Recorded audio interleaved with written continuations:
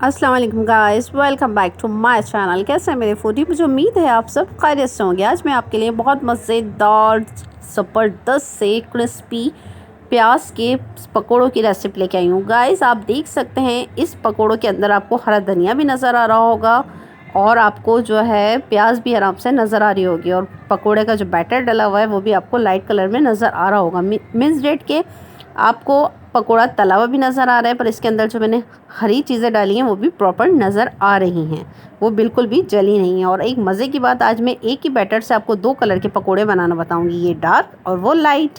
चले मैं आपको रेसिपी देती हूँ। गाइस रेसिपी बहुत ज़्यादा सिंपल है। मैंने जो बैटर बेसन का भिगोते हैं उस पर नमक डाल के सोडा डाल के भिगो दिया 2 घंटे पहले।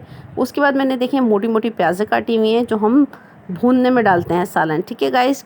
और उसमें मैंने डाला है पूरी 1 गड्डी हरा धनिया। और ये जो मैंने प्याज ली हैं वो मैंने 8 अदद प्याज लिए। जी गाइस 8 अदद प्याज लिए हैं। आपको मैं क्लोज करके दिखा देती हूँ। आप देख सकते हैं प्याज बिल्कुल भी बारीक कटी हुई नहीं है, नॉर्मल कटिंग है जो नॉर्मल कटिंग में हम लेते हैं। पर इस क्या करना है, बेसन को पहले सेपरेट भिगोना है, फिर उसके बाद एक प्लेट में प्याज डालनी है, हरा धनिया डालना है, हरी मिर्चें डालनी है, हरी प्याज डालनी है और उसके बाद इसमें सिर्फ़ और सिर्फ नमक ऐड होगा जो हमने पहले डाला था। प्याज के मुताबिक डालेंगे ताकि प्याज में नमक फीका ना रहे। और इसके नेक्स्ट मैं इसके अंदर डालूंगी जो मेरा मोस्ट फेवरेट मसाला है, भुना ज़ीरा, जो मैं मोस्टली बना के रखती हूँ। ठीक है गाइस, मैंने इसके अंदर शामिल कर दिया है। अब देखिए ऑयल गरम हो गया। ऑयल तेज़ गरम होना चाहिए, ऑयल लाइट गरम नहीं होना चाहिए। ऑयल फुल तेज़ गरम होगा तो ये देखिए मज़ेदार से पकोड़े रेडी हो जाएंगे। अब देखिए हम धीरे धीरे सारे पकोड़े मैं इसमें ऑयल में डाल लूँगी और मैं इसको फिर निकालती जाऊँगी। गाइस रोज़ा है और थोड़ा सा इस वक्त बिल्कुल एंडिंग का टाइम चल रहा होता है तो बिल्कुल बोलने में प्रॉब्लम हो रही होती है, बिल्कुल हिम्मत नहीं हो रही होती। पर मैं आपकी मोहब्बत में ये वीडियोस बना रही हूँ आपके लिए और मुझे उम्मीद है आपको ये वीडियोस पसंद आएंगी। और आप बिलीव मी अपने घर में जब ये बनाएंगे ना तो आपकी फैमिली को ये पकोड़े बहुत ज़्यादा पसंद आएंगे। मेरी फैमिली को मेरे हाथ के पकोड़े बहुत पसंद हैं।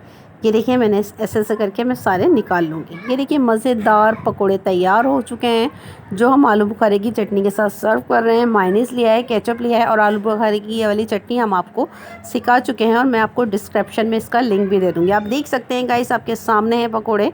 ग्रीन वेजिटेबल भी नॉर्मल जो हमने इसमें डाला था वो भी बिल्कुल वजाहत से नज़र आ रहा है और जो है प्याज वो भी नज़र आ रही है और आप देख सकते हैं क्रिस्पी भी हैं और सॉफ्ट भी हैं। चलें अब हम जो नेक्स्ट मैंने डार्क कलर वाले पकोड़े बनाए हैं मैं आपको वो भी प्लेट में रख के दिखाती हूँ।